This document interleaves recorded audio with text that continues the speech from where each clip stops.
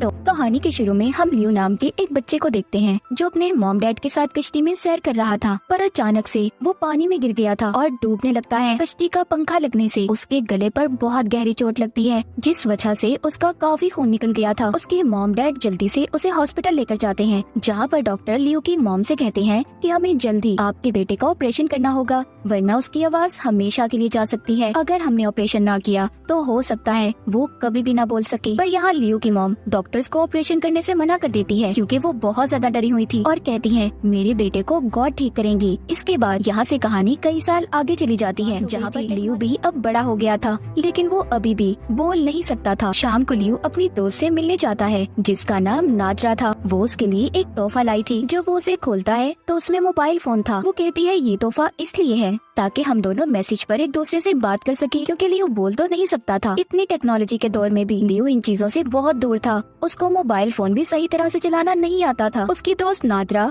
उसको फोन भी चलाना सिखाती है। ये दोनों एक क्लब में जाते हैं। दोनों यहीं पर नौकरी किया करते थे। लियो यहाँ पर बारटेंडर था तो वहीं पर नादरा वेट्रेस की जॉब करती थी। वहीं पर दो आदमी नादरा को छेड़ने लगते हैं। वो गलत तरीके से उससे बात कर रहे थे। ये बात वहाँ पर खड़ा नादरा का एक दोस्त भी देख रहा था। वो उसे बाहर लेकर चला जाता है और पूछता है क्या तुमने पैसों का इंतजाम किया? वो कहती है नहीं, अभी तक तो नहीं, और ना ही लियो को मैंने अपनी पुरानी जिंदगी के बारे में बताया है। ये सब बातें करके वो दोनों दोबारा से क्लब में जाते हैं और नादरा अपना काम फिर से शुरू कर देती है, लेकिन फिर से वही दो आदमी आकर दोबारा से उसके साथ बदतमीजी करने लगते हैं। इस बार उन दोनों को लियो ने देख लिया था। वो उनमें से एक आदमी को बाथरूम में ले जाकर मारने लगता है। नादरा लियो को समझाती है तुम्हारे गुस्से की वजह से हमारी जॉब जा सकती है। इसके बाद बार के गार्ड्स ने भी उन दो आदमियों को निकाल दिया था। अब तभी नादरा को एक आदमी की कॉल आती है जो उसको एक जगह का एड्रेस बता रहा था। जब वो उसको अपने हाथ पर लिखने लगी थी, पर तभी लियो उसे अपनी छोटी सी डायरी देता है। नादरा उसी पर उस जगह का पता लिखती है। लियो अपने घर जब रात को सो रहा था तो उसे बाहर से किसी के रोने की आवाज आती है। जब ये जाकर देखता है तो बाहर नादरा थी जो जमीन पर बैठी रो रही थी। वो कहती है लियो मैंने तुम्हें कुछ बताना है जो बहुत जरूरी है। तभी लियो अपनी छोटी सी डायरी में उसे लिखकर बताता है कि तुमसे ज्यादा मेरी जिंदगी में जरूरी कुछ भी नहीं। वो कहती है लियो तुम मेरे बारे में कुछ भी नहीं जानते, और ये कहकर वहाँ से जाने लगी थी। दूसरी तरफ दो सर्जन कैक्टस और उसके एक साथी को देखते हैं जो वहाँ पर एक गुंडे की सर्जरी कर रहे थे, जिसको मार्केट में काम किया करते थे, जिसका एक बहुत बड़ा हैकिंग का डिपार्टमेंट था।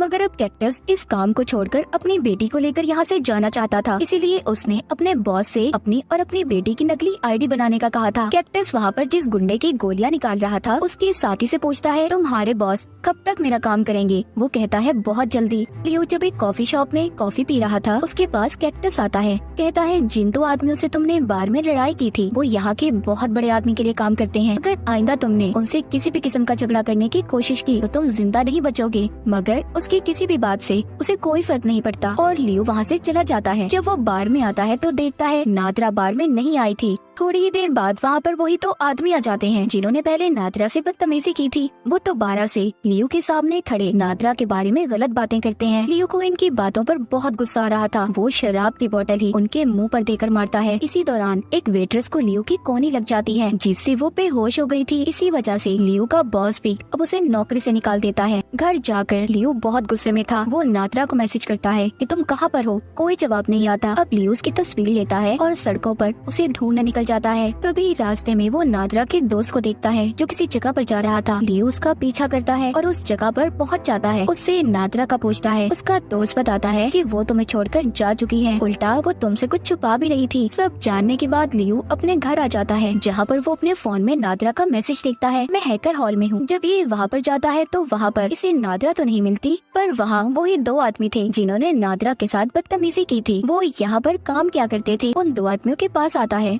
और नादरा के बारे में पूछता है। वो इस पर गुस्सा करते हैं और कहते हैं तुम यहाँ पर क्यों आए हो? चले जाओ यहाँ से, हम नहीं जानते वो कहाँ पर है। तभी लियो को अपनी डायरी याद आती है जिसमें नादरा ने एक आदमी का पता लिखा था। अब ये जल्दी से अपनी डायरी पर उस पते को पढ़ता है, जिससे उसे उस एड्रेस का पता चल जाता है।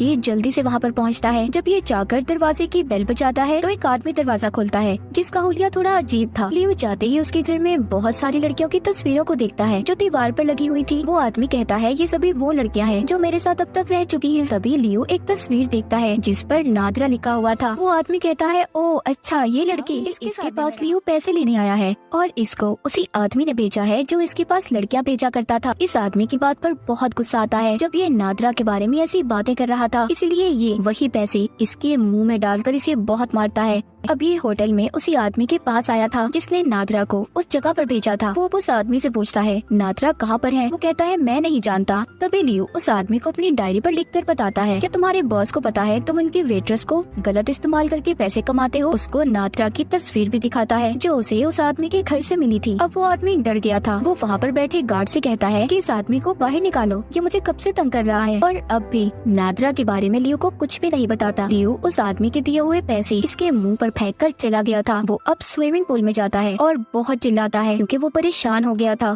उसे नादरा का कहीं भी पता नहीं चल रहा था। लियो को एक आइडिया आता है। वो अब एक मशीन के पास जाता है जो नंबर को ट्रेस कर सकती थी। लियो जानना चाहता था कि उसे ये मैसेज सच में नादरा कर रही है या फिर कोई और। जब वो उस मशीन में नादरा का नंबर टाइप करने लगता है तो वो मशीन उसे नंबर बोलने का कहती है, पर बेचारा लियो तो बोल ही नहीं सकता था। इसीलिए वो पास खड़े आदमी को इशारा करता है जो वहाँ पर गेम खेल रहा था। वो उसे समझाता है कि मैं बोल नहीं सकता, क्या तुम मेरी मदद करोगे? वो आदमी जब नंबर बोलता है तो मशीन एक एड्रेस बताती है। अब जल्दी से लियो उस पते पर चला जाता है जहाँ पर उसे एक लड़की मिलती है। वो उसे अपने साथ अंदर ले गई थी और जाकर अपनी विग उतारती है। तो यहाँ पर लियो को पता चलता है कि ये तो नादरा का दोस्त था और वो तस्वीर भी जिस पर नादरा लिखा हुआ था वो भी इसी की थी। नादरा का दोस्त अब उसको बताता है कि उसे पैसों की जरूरत थी और इसीलिए मैं और वो ये काम करते थे। इतना कहकर नादरा का दोस्त लियो को बिजली से करंट लगाकर वहाँ से चला जाता है। लियो वहाँ पर बेहोश हो जाता है। उधर कैक्टस का बॉस उसके पास एक आदमी लाया था जिसे उसने बहुत मारा था। कहता है मुझे लगता है ये हमारे से कोई बात छुपा रहा है और तुम्हें जल्दी इस बात के बारे में पता करना होगा क्योंकि ये वही आदमी था जिससे लियो कुछ वक्त पहले होटल में मिला था। अब जाते हुए कैक्टस का बॉस कहता है तुम मेरा काम करो, मैं तुम्हारा काम करूंगा। तुम्हारे नकली कागजात कल तक बन जाएंगे। और यहाँ पर हमें पता चलता है कैक्टस सर्जन होने के साथ साथ बहुत ही खतरनाक गुंडा भी था। वो अपने बॉस के जाते ही उस आदमी को टॉर्चर करने लगता है, उसे बहुत मारता है। उधर दूसरी तरफ लियो को नादरा की मॉम का पता एक किताब से मिल गया था जिस पर नंबरों के साथ साथ एड्रेस भी लिखे हुए थे। ये उनके घर जाता है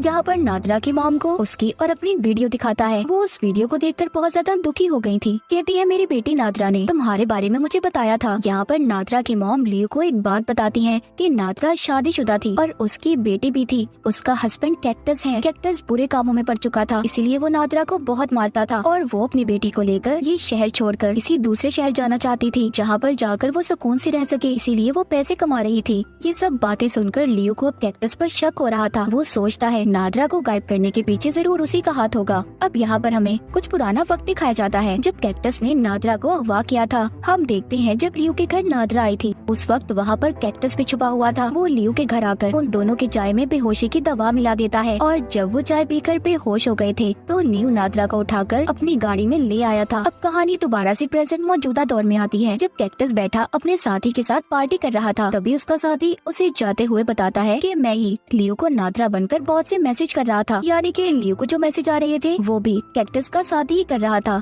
ये बात सुनकर कैक्टस को गुस्सा जाता है क्योंकि उसने इस बारे में कुछ भी नहीं बताया था इसे। वो वहीं से गुजरता हुआ किसी दुकान से बगैर पैसे दिए चीज उठाकर खाने लगता है। पीछे से गार्ड आ गया था जो कह रहा था सर आपको इसके पैसे देने होंगे, लेकिन कैक्टस गुस्से में चाकू निकालकर उस गार्ड को धमकाता है। पर उसका साथी घर में था। वो नादरा के नंबर पर मैसेज करके पूछता है कि कैक्टस मुझे कहाँ पर मिलेगा। उसका जवाब आता है वहीं पर जहाँ तुम पहले काम करते थे, मतलब बार में। लियो के मैसेजेस का जवाब कैक्टस का साथी ही दे रहा था। ये बहुत बड़ा लकड़ी का डंडा लेकर बाहर में जाता है जहाँ पर ये पहले बाहर खड़े गार्ड्स को मारता है, फिर अंदर जाकर सभी लोगों को और आखिर में बॉस के सिर में एक पुतला उठाकर जोर से मारता है जिससे वो घायल हो गया था। लियो यहाँ से कैक्टस की सारी आईडीज और पेपर्स लेकर चला गया था। उधर दूसरी तरफ कैक्टस भी अपनी बेटी को लेकर बार में आ रहा था। क्योंकि उसने अपने नकली पेपर्स लेने थे। जब वो वहाँ पर आकर देखता है तो परेशान हो जाता है क्योंकि सारे लोग जख्मी थे। जब ये अपने बॉस के पास जाता है तो वो जख्मी हालत में बताता है यहाँ पर लियो आया था, उसने ही सभी का ये हाल किया है। अब ये जल्दी से अपने घर की तरफ जाता है क्योंकि वो जानता था कि उन पेपर से लियो को उसके घर का पता चल गया होगा। जाते हुए ये अपने साथी को भी कॉल कर देता है कि वो जल्दी से इसके घर पर पहुँचे। उधर दूसरी तरफ लियो कैक्टस के घर पहुँचकर बेसमेंट में जाता है जहाँ पर पहले वो उस आदमी को आजाद करता है जिसको कैक्टस ने अपने बॉस के कहने पर कैद किया हुआ था। इधर कैक्टस भी अपने घर पहुँच जाता है जहाँ पर पहुँचकर वो पहले अपनी बेटी को एक कमरे में छुपने का कहता है और बाहर से दरवाजे को बंद कर देता है। फिर अपना तेज धार चाकू निकालकर बेसमेंट में जाता है। उधर अंदर बेसमेंट में लियो एक लकड़ी के दरवाजे के पास पहुँचता है जो बंद था। कैक्टस आकर सबसे पहले उस आदमी को मारता है जिसको लियो ने आजाद किया था। वो लियो के पास आता है और अपने गले से चाबी निकालकर उसकी तरफ फेंकता है जो उसी लकड़ी के दरवाजे की थी। वो कहता है जाओ उस दरवाजे को खोलो, तुम्हारे लिए कुछ खास है। जब ये खोलकर अंदर जाता है तो पहले लियो फ्रिज खोलता है लेकिन वहाँ पर कुछ भी नहीं था। जब ये थोड़ा सा आगे जाता है तो वहाँ पर एक प्लास्टिक के बैग में नादरा की लाश पड़ी थी जिसको कैक्टस ने मार दिया था। लियो ये देखकर टूट जाता है। वो उसकी लाश को उठाकर बाहर ले जाने लगता है। तभी कैक्टस उसका रास्ता रोकता है और लियो को भी मारने की कोशिश कर रहा था। तभी वो नादरा की लाश को एक साइड पर रखता है और कैक्टस के सामने हाथ फैलाकर खड़ा हो जाता है। यहाँ पर कैक्टस लियो को सारी सच्चाई बताता है। कहता है मैं तुम्हारे घर से नादरा को अगवा कर लाया था। मैंने उसे प्लास्टिक के बैग में बंद कर दिया जिससे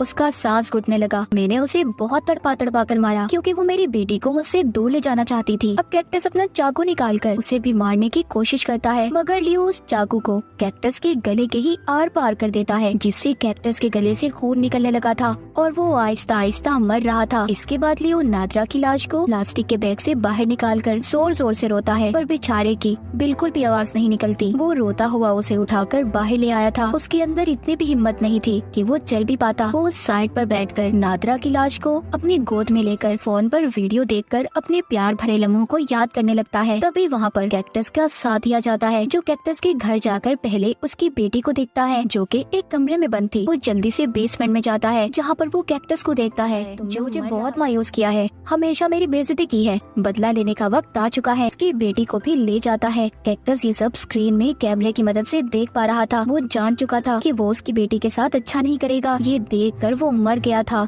इसके बाद वो जाकर लियो को भी बेहोश कर देता है और उसे अपने क्लिनिक में ले जाकर उसके गले का ऑपरेशन करता है। उसमें एक वॉइस बॉक्स डाल देता है। अगली सुबह वो लियो को गाड़ी में एक पुल पर ले जाता है जहाँ पर उसके साथ कैक्टस की बेटी भी थी। वो उसको गाड़ी से निकालकर पहले बेंच पर बिठाता है, फिर उस पुल पर लगा जंगला खोल देता है। वो उसकी आवाज में लियो से सॉरी सुनना चाहता था। वो बार बार लियो से कहता है सॉरी बोलो, तुमने मेरे दोस्त कैक्टस को मारा है। पर लियो यहाँ पर कैक्टस के साथी को कस के पकड़ लेता है और पानी में छलांग लगा देता है और उसे तब तक पकड़ कर रखता है जब तक वो मर नहीं जाता। फिर लियो पानी के ऊपर आता है जहाँ पर पुल पर बैठी कैक्टस की बेटी लियो से पूछ रही थी क्या तुम ठीक हो लियो। वो उसे देखकर डर जाता है कि कहीं वो भी पानी में ना गिर जाए। वो इशारे से उसे कहता है दूर हटो पर वो नहीं हटती। अब लियो जब जोर से चिल्लाता है कि दूर हटो तो लियो की पहली बार आवाज निकलती है। उसने भी पहली बार अपनी आवाज को सुना था। वो पुल के ऊपर आ गया था जहाँ पर कैक्टस की बेटी उससे कहती है तुम्हारी आवाज कितनी फनी है ना। दोनों हंसने लगते हैं। वो कहता है मैं तुम्हें तुम्हारी नानी के पास ले जाऊंगा जो तुमसे बहुत प्यार करती है। और इसी के साथ ये कहानी यहीं पर खत्म हो जाती है।